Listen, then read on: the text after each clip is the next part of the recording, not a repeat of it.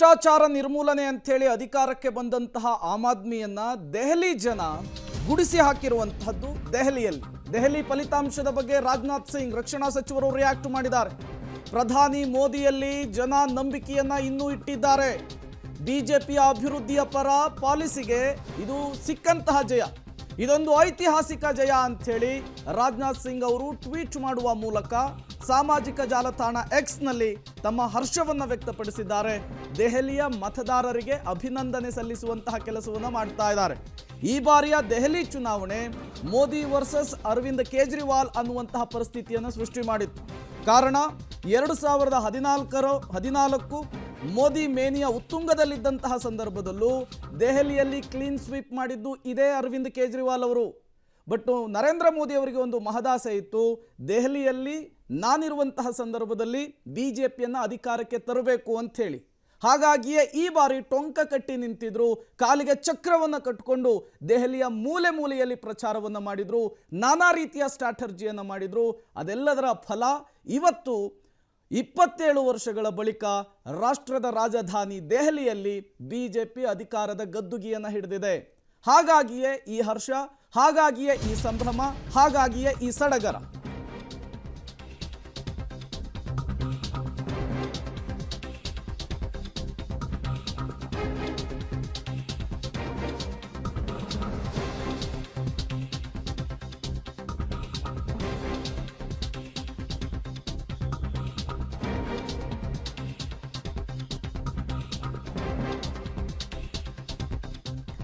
ಬಲ್ಲಿಮಾರನ್ನ ಕ್ಷೇತ್ರದಲ್ಲಿ ಆಪ್ಗೆ ಜಯ ಲಭಿಸಿದೆ. ಇಮ್ರಾನ್ ಹುಸೇನ್ ಗೆದ್ದಿದ್ದಾರಲ್ಲಿ 29,000 ಮತಗಳ ಗೆಲುವು ಅವರದ್ದಾಗಿದೆ. ಬಲ್ಲಿಮಾರನ್ ಕ್ಷೇತ್ರದಲ್ಲಿ ಗೆಲುವು ಅವರದ್ದಾಗಿದೆ. ತಿಣಕಾಡ್ತಾ ಇದ್ರು ಗೆಲುವಿಗಾಗಿ. ಫೈನಲಿ ಒಂದು ಸ್ಪಷ್ಟ ನಂಬರ್ ಏನು ಅನ್ನೋದು ಗೊತ್ತಾಗಿದೆ. 29,000 ಮತಗಳ ಮೂಲಕವಾಗಿ ಅವರು ಗೆಲುವನ್ನು ದಾಖಲು ಮಾಡಿಕೊಂಡಿದ್ದಾರೆ. ಕೆಲವು ಕಡೆಗಳಲ್ಲಿ ಈ ರೀತಿಯಾಗಿ ಇತ್ತು, ಅಲ್ಲಿ ಬಿಜೆಪಿಯನ್ನ ಸೋಲಿಸ್ಲಿಕ್ಕೆ ಸಾಧ್ಯನಾ ಅಂತ. ಇನ್ನು ಕೆಲವು ಕಡೆಗಳಲ್ಲಿ ಬಿಜೆಪಿ ಆಪ್ನ ಸೋಲುತ್ತೆ ಅನ್ನುವಂತಹ ಲೆಕ್ಕಾಚಾರ. ಅದರಲ್ಲೂ ಕೂಡ ಮುಸ್ಲಿಂ ಪ್ರಾಬಲ್ಯದ ಕ್ಷೇತ್ರಗಳಲ್ಲಿ ಆಪ್ ಸೋಲುತ್ತೆ ಅನ್ನುವಂತಹ ಮಾತುಗಳು. ಹಾಗಿದ್ರೆ ಆಪ್ ಸೋತ್ರೆ ಯಾರಿಗೆ ಲಾಭ ಆಗಬೇಕು ಅನ್ನುವಂತಹ ಪ್ರಶ್ನೆ ಇತ್ತು. ಅಲ್ಲಿ ಕಾಂಗ್ರೆಸ್ ಕೂಡ ಸ್ಪರ್ಧೆ ಮಾಡಿದ್ರಿಂದ ಸಹಜವಾಗಿ ಅವರಿಬ್ಬರ ಮಧ್ಯೆ ಓಟ್ ಸ್ಪ್ಲಿಟ್ ಆದರೆ ಅದರ ಲಾಭವನ್ನ ಬಿಜೆಪಿ ಪಡ್ಕೊಳ್ಳುತ್ತೆ ಅಂತ. ಅದರಂತೆ ಕೆಲವು ಕಡೆಗಳಲ್ಲಿ ಆಗಿದೆ. 27 ವರ್ಷಗಳ ನಂತರದಲ್ಲಿ ಭಾರತೀಯ ಜನತಾ ಪಾರ್ಟಿಗೆ ಒಂದು ಅಭೂತಪೂರ್ವವಾಗಿರ್ತಕ್ಕಂಥ ಗೆಲುವು ದೆಹಲಿ ರಾಜ್ಯದಲ್ಲಿ ಆಗಿದೆ.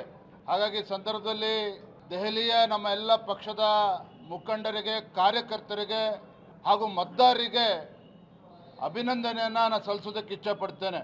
ದೇಶದ ಪ್ರಬುದ್ಧ ಮತದಾರರು ದೆಹಲಿ ರಾಜ್ಯದ ಅಭಿವೃದ್ಧಿಯ ದೃಷ್ಟಿಯಿಂದ ಭಾರತೀಯ ಜನತಾ ಪಾರ್ಟಿಯನ್ನು ಗೆಲ್ಲಿಸಬೇಕು, ನರೇಂದ್ರ ಮೋದಿಜಿಯವರ ಕೈಯನ್ನು ಬಲಪಡಿಸಬೇಕು ಅನ್ನೋ ನಿಟ್ಟಿನಲ್ಲಿ ಇವತ್ತು ಮತ್ತೊಮ್ಮೆ ನಮಗೆ ಆಶೀರ್ವಾದವನ್ನು ಮಾಡಿದ್ದಾರೆ.